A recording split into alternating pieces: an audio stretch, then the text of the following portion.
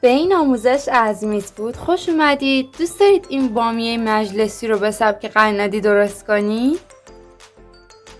پس با من فاطمه سلطانی در چنل میسفود همراه باشید.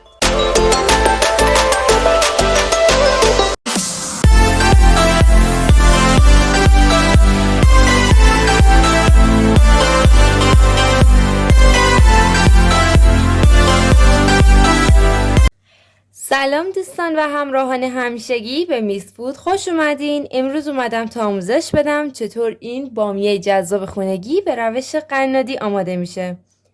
شما رو دعوت میکنم تا آموزشش رو ببینید. بریم برای درست کردنش.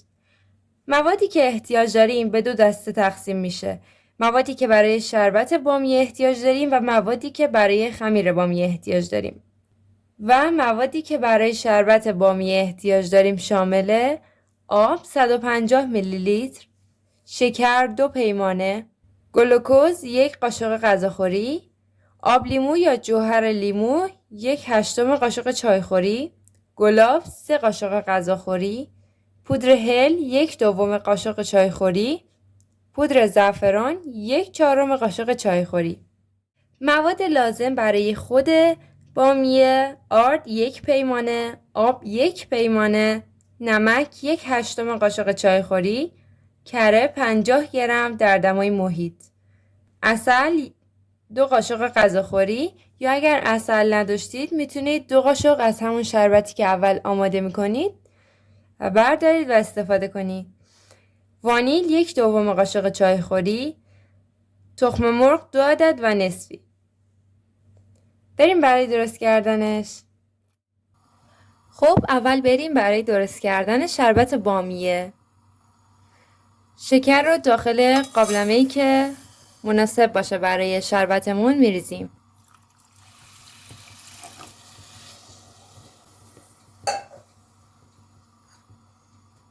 جوهر لیمو یا آب لیمو رو هم در همین مرحله اضافه میکنیم. گلاب رو هم به بقیه مواد اضافه میکنیم.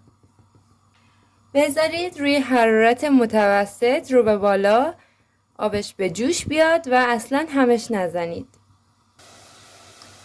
در حینی که مواد داخل قابلمه داره به جوش میاد، با یک فرچه یا قلمو دور قابلمه رو آب لیمو بزنید. این باعث میشه موادمون شکرک نزنه.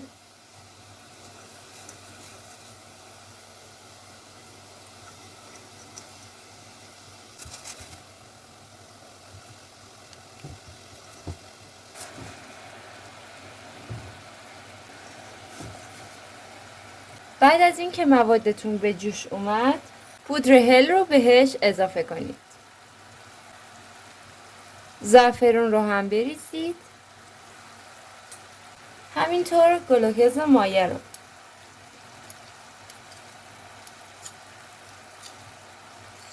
دوستان گلوکز مایه کمک میکنه تا موادتون غلیظ‌تر و براق‌تر بشه. اگه بریزید خیلی بهتره، ولی اگه نداشتیدم اهمیت نداره زیاد.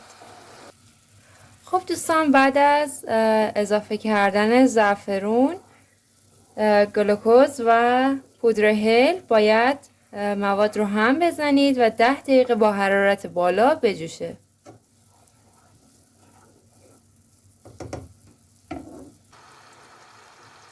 بعد از اینکه 10 دقیقه روی شعله زیاد بهش زمان دادید، شربت ما آماده است.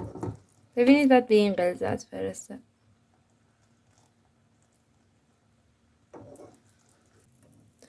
میذاریمش کنار. خب دوستان، این سمت باید نمک رو بریزید روی آرد و آرد رو 1 دور الک کنید.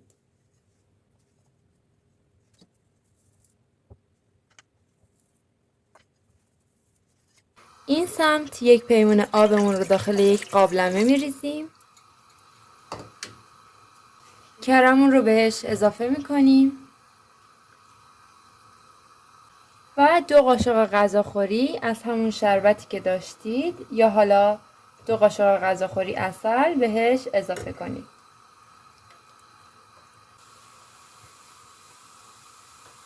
میذاریمش روی شعله بمونه تا وقتی که شروع به غل خوردن کنه و کره کاملا ذوب بشه. این شکلی و بعد آرد رو بهش اضافه کنید. اینجا دیگه فوت کوزه‌گریه، شما باید آرد رو مخلوط کنید و اینقدر هم بزنید تا از آرد و مواد خمیر لطیفی به دست بیاد.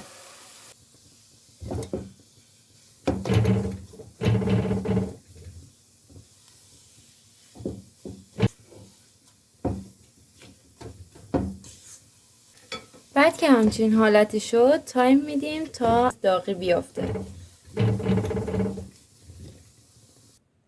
خب دوستان، بعد از اینکه موادتون از دم افتاد وانیل رو بهش اضافه کنید و با همزن برقی شروع کنید به هم زدنش. یه مقدار کارتون تو این مرحله سخته ولی خب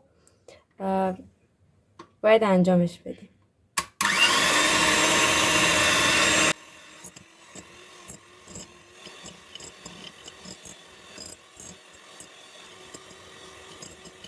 خب دوستان، بعد از اینکه یه مقدار هم زدیم و خرد شد یه دونه از 2.5 تخم مرغمون رو بهش اضافه میکنیم و حدود 1 دقیقه هم میزنیم تا کاملا باهاش مخلوط بشه.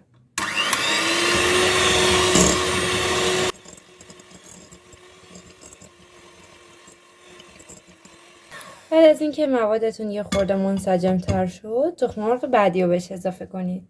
خب اینم از تخم مرغ دومی.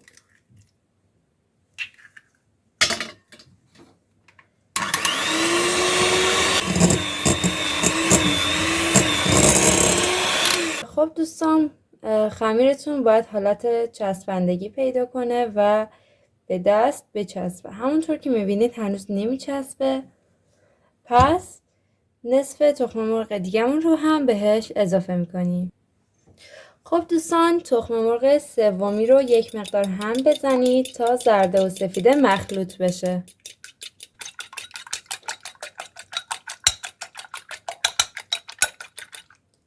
و بعد نصفش رو اضافه کنید.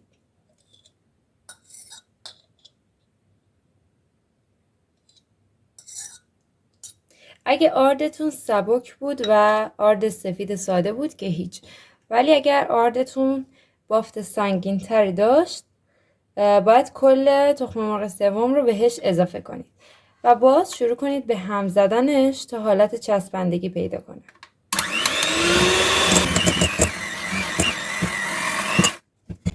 خب دوستان، بعد ببینید که حالت چسبندگی پیدا کرده. به این صورت و روش دیگه‌ای که میشه فهمید اینه که مواد از همزن بالا میره. ببینید حالا باید بشینید جدا کنید دیگه. و بعد برای ادامه کار از یک قیف پلاستیکی محکم یا مثل من از 2 تا قیف پلاستیکی استفاده کنید. و اینکه دوستان اگر هم کلا قیف پلاستیکی ندارید یا ماسوره به این شکل ندارید، شما میتونید درب بطری آب معدنی رو حالت ستاره‌ای با چاقوی داغ برش بدید و موادتون رو داخل بطری بریزید. از پایین کار که سوراخش کردید و از اون استفاده کنید که خیلی هم راحت تره و حین کار قرار نیست قیفتون پاره بشه و این سختی ها رو نداره.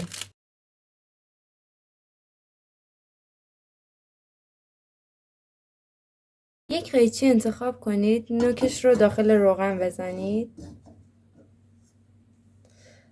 و بعد موادتون رو فشار بدید تا از ماسوره خارج بشه و به هر سایزی که دلتون خواست همونجا کات کنید.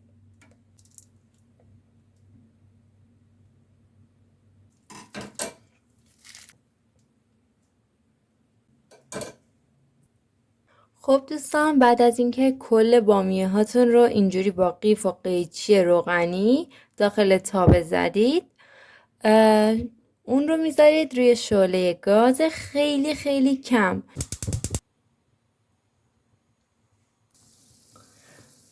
تا بامیه ها به این شکل روی روغن قرار بگیرن و روغنتون داغ بشه.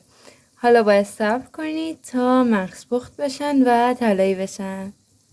باید مقداری زیر و رو کنید و یکم دقت کنید خیلی فشار نیارید تا پفشون نخوابه.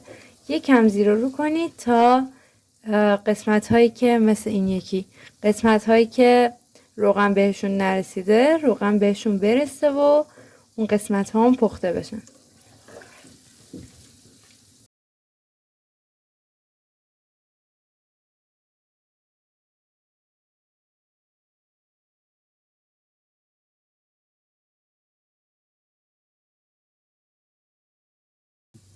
بعد از اینکه خاموش کردید اجازه ندید بیشتر بپزه چون خیلی برشته میشه و امکان داره بسوزه. همونطور داغ داغ بندازیدش داخل شهدی که آماده کرده بودیم.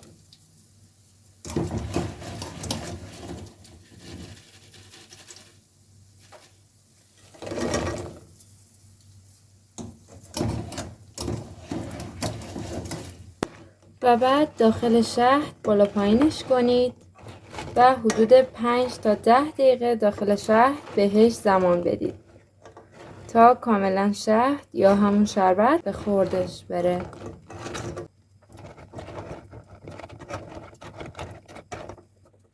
چون شربتمون سطحش پایین تره نسبت به بامیه و باید هر چند دقیقه اون رو مدام هم بزنید تا بامیه های بالا هم داخل شهد کاملا فرو بره و 1-2 دقیقه بمونه. خب دوستان، این هم نتیجه بامیه مجلسی ما به سبک قنادی. حمایتتون خیلی برام با ارزشه، پس لایک، کامنت، شیر، سابسکرایب فراموش نشه و اگه تا الان چنل رو سابسکرایب نکردید، بعد از اینکه سابسکرایب کردید حتما یک کامنت انگلیسی بگذارید تا حساباتون نپره.